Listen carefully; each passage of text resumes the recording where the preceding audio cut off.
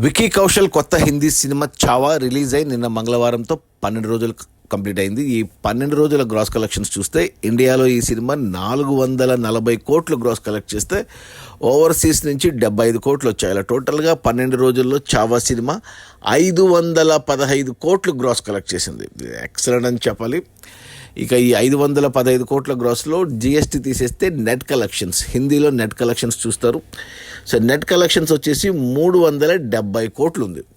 ఈ cinema budget 140 కోట్లు అయితే 140 కోట్లు వెనక్కి వచ్చి మరో 230 కోట్ల లాభాలతో సినిమా ఇక ఏమంటారు, ట్రిపులా, క్వార్టర్పుల్లా, బ్లాక్ బస్టరా, ఇక ఇండస్ట్రీ హిట్ కాదులే, ఇంకా పెద్ద హ్యూమంగస్ బ్లాక్ బస్టర్ అయింది.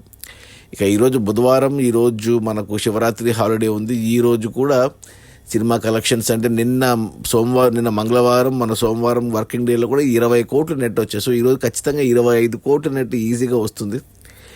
సో సినిమా ఇక ఈ వీకెండ్లో ఖచ్చితంగా 600 కోట్ల గ్రాస్ మార్క్ దాటిపోతుంది, 400 కోట్ల నెట్ మార్క్ దాటిపోతుంది. టోటల్ రన్లో ఇక 500 కోట్ల నెట్ వస్తుందా లేదా అని చూడాలి. వస్తే మాత్రం అద్భుతమే.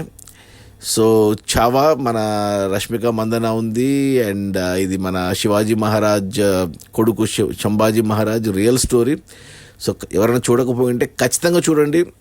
సినిమాని లాస్ట్ 40 నిమిషాలు అద్భుతంగా ఉంటుంది. ఒక చరిత్రని కళ్ళ కట్టినట్టు చూపించారు. సో అది మన విక్కీ కౌశల్ అండ్ రష్మిక మందనాల కొత్త హిందీ సినిమా చావా. రిలీజ్ అయిన మొదటి 12 రోజుల్లో 515 కోట్ల గ్రాసు, అందులో నెట్ కలెక్షన్స్ వచ్చేసి 370 కోట్లు. సినిమా బడ్జెట్ 140 కోట్లు అయితే 230 కోట్ల లాభాలతో సినిమా క్వార్టర్బుల్ బ్లాక్ బస్టర్. Okay, bye.